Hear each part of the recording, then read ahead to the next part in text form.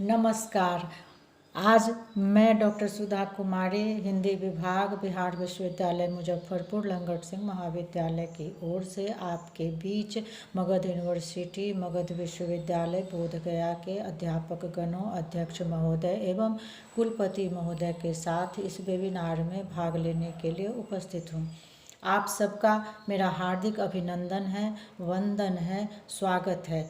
मैं आज आप लोगों के बीच महादेवी वर्मा के सृजनात्मक संसार, रचना प्रक्रिया, रचना संसार के संबंध में कुछ बातें आपस में बांटूंगी, कुछ बातें सुनूंगी और समकालीन साहित्य के परिप्रेक्ष्य में हम इस संबंध में कुछ बातें करेंगे। और आप सबका एक बार बहुत बहुत धन्यवाद कि आपने इस वेबिनार का आयोजन किया और मुझे इसमें भाग लेने के लिए याद किया। तो आइए हम सब बात करते हैं महादेवी वर्मा की 114वीं जयंती के अवसर पर उनके रचना संसार के संबंध में। मैं नीर भरी दुख की बदली, मैं नीर भरी दुख की बदली, विस्तृत नभ का कोई कोना, मेरा न कभी अपना होना परिचय इतना इतिहास यही, उमरी कल थी मिट आज चली, मैं नीर भरी दुख की बदली। तो मैं नीर भरी दुख की बदली लिखने वाली महान कवित्री महादेवी वर्मा हिंदी साहित्य के छायावाद के चतुष्पद की एक कड़ी हैं, एक श्रृंखला हैं और एक मजबूत कड़ी है, एक मजबूत स्तंभ हैं। उन्होंने छायावाद की जो विधा है हिंदी साहित्य में, उस विधा की सारी विशेषताओं को अपने साहित्य में समेटते हुए अपनी रचनाएं की हैं और रहस्यवाद के तह तक वो चली गई हैं। तो छायावाद और रहस्यवाद के बीच की कड़ी के रूप में हम, या यूँ कहें कि रहस्यवादी कवित्री के रूप में हम महादेवी वर्मा को रख सकते हैं। तो गद्य और पद्य दोनों ही विधाओं में समान पकड़ रखने वाली महादेवी वर्मा रहस्यवाद की ओट लेते हुए दुखवाद की, आत्माभिव्यंजना की, जिसको लोग दुखवाद की संज्ञा दे रहे हैं, वो आत्माभिव्यंजना की प्रबल पोषिका रही हैं। और विरह कातर करुणा का ही उन्होंने विशेष रूप से चित्रण किया है। तो वेदना का, करुणा का, पीड़ा का जो इनके काव्य में जो एक उपस्थिति मिलती है, इनके काव्य में वेदना, पीड़ा, करुणा की जो उपस्थिति मिलती है, वह अत्यंत ही एक रहस्य के पायदान पर खड़ी होती हुई दिखाई देती है। तुमको पीड़ा में ढूंढा, तुम में ढूंढूं की पीड़ा, ये कहने वाली महादेवी वर्मा ने प्रमुख काव्य ग्रंथ जो लिखे हैं वो निहार, नीरजा, रश्मि, सांध्य गीत, यामा, दीपशिखा और संधिनी आदि इत्यादि इन्होंने अपने काव्य ग्रंथों में अपने करुण रस के द्वारा अपनी करुणा को, अपनी वेदना को सामने लाने की चेष्टा की है।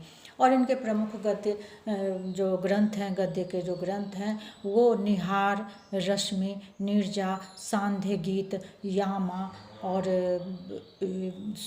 इनके जो प्रमुख गद्य ग्रंथ जो हैं वह अतीत के चलचित्र हैं, पथ के साथी हैं, स्मृति की रेखाएं हैं, श्रृंखला की कड़ियां हैं और महादेवी का विवेचनात्मक गद्य इत्यादि हैं। तो श्रृंखला की कड़ियां जो इनकी गद्य पुस्तक है, उसमें उन्होंने समकालीन स्त्री की, जिसको हम आज स्त्री सशक्तिकरण और स्त्री विमर्श का एक रूप दिया है, एक आयाम दिया है, उन दलित शोषित महिलाओं की समस्याओं का, उनकी पीड़ाओं का, उनकी वेदनाओं का जो चित्रण है, वो श्रृंखला की कड़ियाँ नारी विषयक इन्हीं उपादानों को लेकर रची गई हैं। जब नारियों को बेहद ही दोयम दर्जे का समझा जाता था, उसका एक दृष्टांत इन्होंने सुनाया था स्वयं अपने मुख से कि जब ये स्नातकोत्तर में बनारस यूनिवर्सिटी में, बनारस विश्वविद्यालय में गई थी नामांकन के लिए स्नातकोत्तर विभाग में, तो इनका नामांकन लेने से मना कर दिया गया था, क्योंकि वो वेद पढ़ना उस ज़माने में स्त्रियों का के लिए मनाही थी, वेद पढ़ने के लिए, और इनका नामांकन नहीं हुआ था। लेकिन बाद में जब इन्होंने स्नातकोत्तर किया और एक चर्चित कवयित्री की भूमिका में आ गईं और एक अस्तित्व में आ गईं, तब इन्होंने संस्कृत से एमए किया और तब इनको दीक्षांत समारोह में बनारस यूनिवर्सिटी में बुलाया गया था और इन्होंने ये वक्तव्य दिया था कि जहाँ एक महिला का नामांकन स्नातकोत्तर में करने से रोक दिया गया था, आज विडंबना देखिए कि मैं दीक्षांत समारोह में मुख्य अतिथि के तौर पर यहाँ पर बैठकर डिग्रियाँ बांटने आई हूँ। तो नारी की जो यह दोहरी स्थिति है वह हमें उनकी रचनाओं के माध्यम से, उनके वक्तव्यों के माध्यम से मिलते हैं। आज स्त्री विमर्श के नाम पर, समकालीन साहित्य के नाम पर जो बातें स्त्री के लिए आ रही हैं, शोषित दलित महिलाओं के लिए, वह ये बहुत पहले ही उन महिलाओं की समस्याओं को लाने का काम कर चुकी थी अपने। और इनकी वेदना केवल, मुझे लगता है कि इनकी वेदना केवल इनकी वेदना नहीं है, वो एक समग्र नारी चेतना की वेदना है, वो समस्त नारियों की वेदना है। कि अगर जब वो कहती हैं कि विस्तृत नभ का कोई कोना, मेरा न कभी अपना होना, जो परिचय इतना इतिहास यही उम्री कल थी मिट आज चली मैं नीर भरी दुख की बदली, तो क्या ये केवल महादेवी वर्मा की ही वेदना हो सकती है?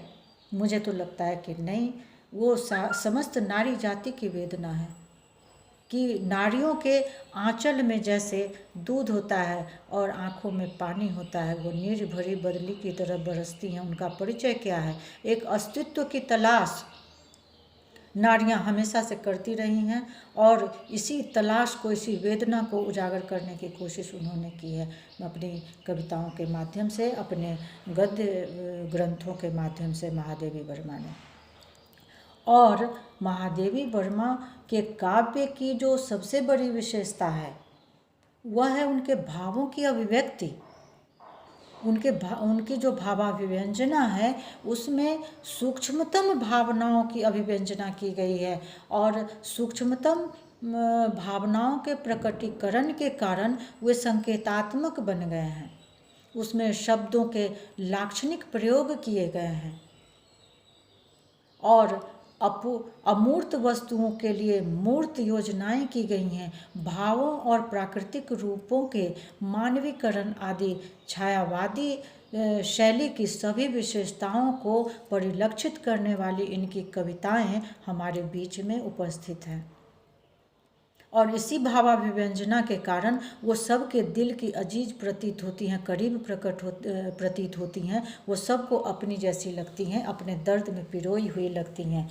तो गीतों की जो ध्वन्यात्मकता होती है, अब कहेंगे कि गीतों ध्वन्यात्मकता से क्या तात्पर्य है, तो यहाँ पर सभी साहित्य प्रेमी बैठे हुए हैं और सभी इस बात से परिचित होंगे कि साहित्य में, शब्द में, गीत में ध्वन्यात्मकता, गतिशीलता कैसी होती है। जब शब्द चलने लगते हैं, शब्दों से जब वो झनकार आने लगती है, गतिशीलता की, चलने की एक प्रवहमान स्थिति होती है, वही उसकी ध्वन्यात्मकता कहलाती है। तो गीतों की जो अपूर्व ध्वन्यात्मकता इनके गीतों में मिलती है, इनकी कविता में मिलती है, वह उससे, उस गतिशीलता से, उस ध्वन्यात्मकता से इनका शब्द पुलकित है, गौरवान्वित है और पुलकित है, सुरभित है, सौरभवान है।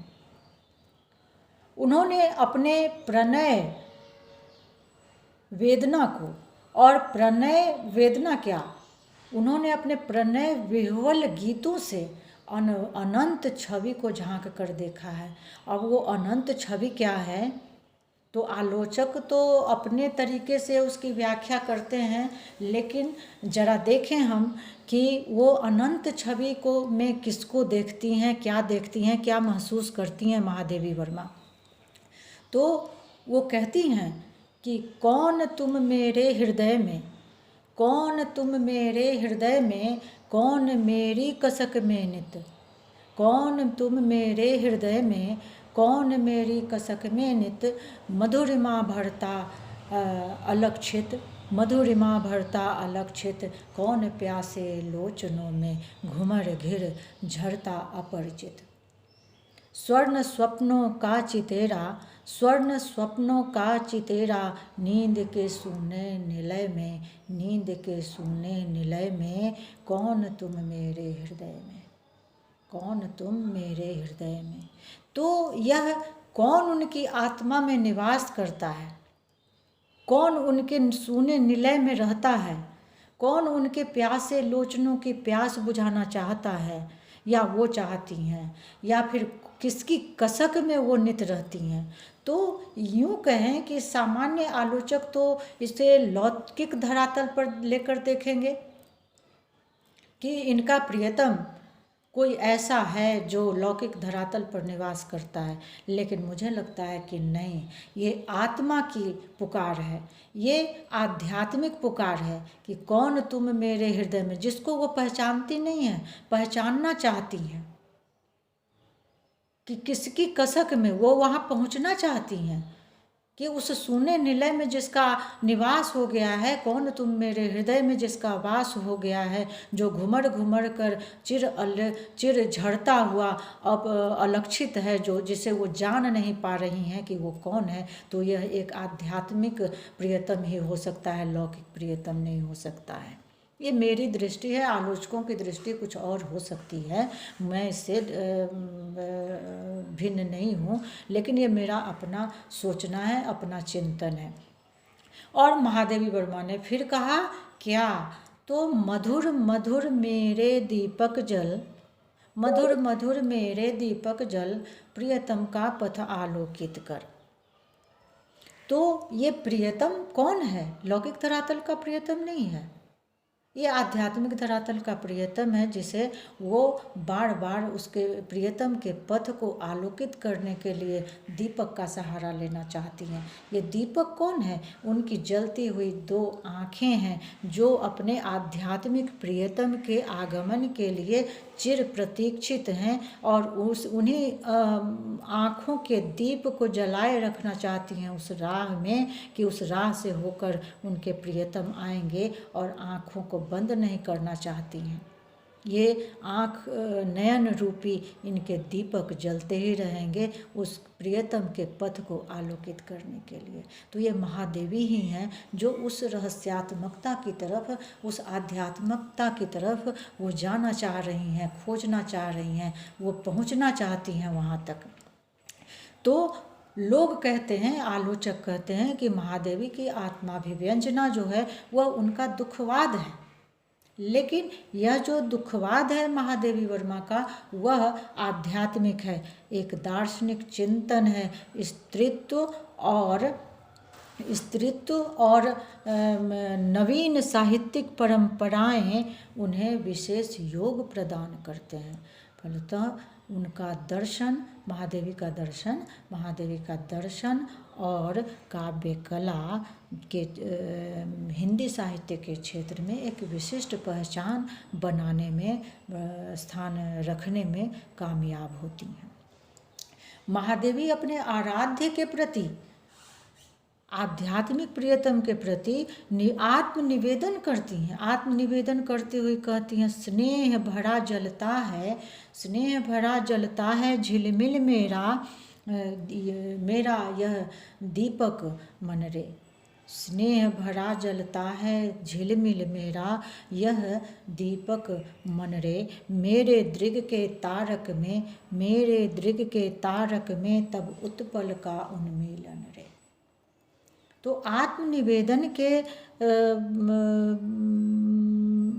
आत्मनिवेदन में महादेवी एक स्वकीय नायिका की तरह हमारे सामने आती हैं, जो प्रियतम के पथ पर आंखें गड़ाए हुए रखती हैं कि कब उनके प्रियतम आएंगे और उनसे मिलन करेंगे। यह आध्यात्मिक पुरुष वह परम पुरुष ही है जो अध्यात्म के रास्ते से होकर उनकी आत्मा के घर तक पहुंचने वाला है, और उसे वो जागृत रखना चाहती हैं, आलोकित रखना चाहती हैं।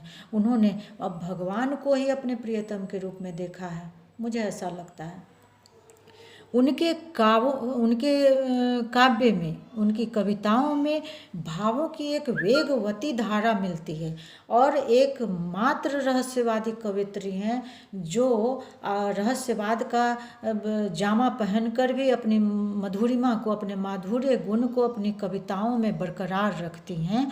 और वर्तमान हिंदी कविता हो या समकालीन हिंदी कविता हो या अतीतकालीन हिंदी कविता हो, महादेवी वर्मा स्वयं में महादेवी वर्मा हैं, एक महादेवी ही हैं जो अपनी मधुरता के लिए हमारे दिल में आज 114वीं जयंती में भी आज वो हमारे बीच इतनी प्रखरता के साथ विद्यमान हैं। तो देखिए कि महादेवी वर्मा ने जन्म की, मृत्यु की, सुख की, दुख की, रागात्मक अनुभूतियों के कारण सभी भावों में उन्होंने एक रागात्मकता महसूस की है और काव्य को अमरता प्रदान की है। वे कहती हैं कि मैं उर्मि विमल, मैं उर्मि विरल, तू तुंग अचल वह सिंधु अतल, बांधे दोनों की मैं चल चल, धो रही द्वेष के 100 कैतब। इस प्रकार महादेवी ने विश्व को अभिभूत किया है और काव्य को एक विशेष सौष्ठव और महत्ता प्रदान की है। महादेवी के काव्य में दार्शनिकता, संगीतात्मकता और सजलता उनके काव्य में त्रिवेणी की पावनता, सौंदर्य और आकर्षण उत्पन्न कर सकी हैं। अब इनकी जो भाषा है वो स्वाभाविक है, सरल है और सुंदर शब्द चयन पाठकों का मन मोह लेता है। महादेवी ने अपने गीतों के माध्यम से हिंदी साहित्य में एक नया मार्ग प्रदर्शित किया है। चित्रमयी भाषा की स्वामिनी है महादेवी। अपनी चित्रमयी भाषा की स्वामिनी, चित्रमयी भाषा के साथ महादेवी ने अनेक चित्रों को साबुत हमारे सामने रखने की कोशिश की है और साहित्य प्रेमियों के कंठ की भारती हैं हमारी महादेवी वर्मा। और इनकी भाषा शैली, चूँकि ये संस्कृत से में है, तो भाषा का स्खलन इनके साहित्य में नहीं दिखता है। ये समाज के तमाम वर्गों को साथ लेकर चली हैं। इनकी कविताओं का, इनके गद्य का भाव पक्ष और कला पक्ष छायावादी शैली और रहस्यवादी शैलियों की समस्त विशिष्टताओं से परिपूर्ण है और उन्हें बचा कर रखने में सक्षम है और सारी विशिष्टताओं को अपने में समेटे हुए होने के कारण एक अनुपम विलक्षण शैली और भाव भंगिमा और भावाभिव्यंजना के साथ हमारे साथ उपस्थित हैं। तो महादेवी की रचनाओं के लिए तो बहुत सारी बातें और भी कही जा सकती हैं, परंतु समय का बंधन है, अतः मैं अपने भाषा को, अपनी बातों को यहीं पर छोड़कर अब तथास्तु कहती हूँ और अपनी अगर मुझसे कुछ त्रुटियाँ हुई होंगी तो मुझे उसे माफ़ करेंगे।